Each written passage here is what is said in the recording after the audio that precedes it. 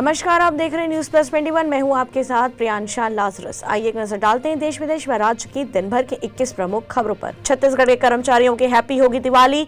DA में 5% की हुई बढ़ोतरी। सीएम बघेल के निर्देश के बाद वित्त विभाग से आदेश जारी। मुंगेली बोरी में मिली बच्ची की लाश। अर्धनंग शव के गले में 786 नंबर का लॉकेट। चेहरे पर बंधा था नारंगी रंग का गमछा। अफ्रीका से आई लड़कियां बोली जय जोहार। रायपुर में ट्राइबल क्वीन कॉन्टेस्ट।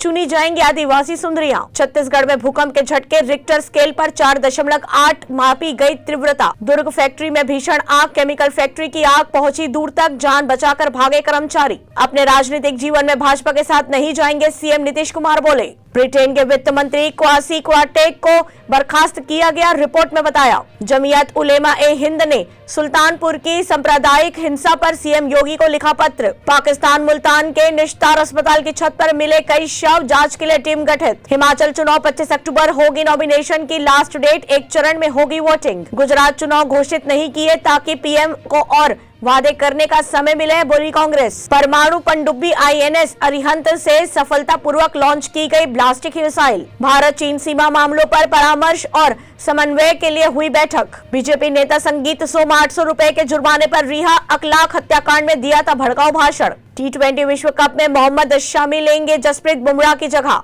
सितंबर में थोक मुद्रास्फीति घटकर 10.7% हुई। पीएम मोदी के उत्तराखंड दौरे की तारीख फाइनल। बद्रीनाथ और केदारनाथ में करेंगे दर्शन। गहलोत ने खड़गे के लिए तोड़ा प्रोटोकॉल। कांग्रेस की गाइडलाइन के खिलाफ जाकर मांगे अध्यक्ष पद के लिए वोट। धर्मांतरण विरोधी कानून लागू होने के बाद कर्नाटक में पहला मामला दर्ज। व्यक्ति गिरफ्तार। कंबोडिया में नाव डूबने से 9 छात्रों की मौत। पहले रेस्टोरेंट अब फ्लाइट में। क्रिकेटर शुभमन गिल संग स्पॉट हुई सारा अली खान। वायरल हुआ वीडियो। ऐसे ही तमाम जानकारियों से लगातार अपडेट रहने के लिए देखते रहिए न्यूज प्लस 21, आपके हक की बात।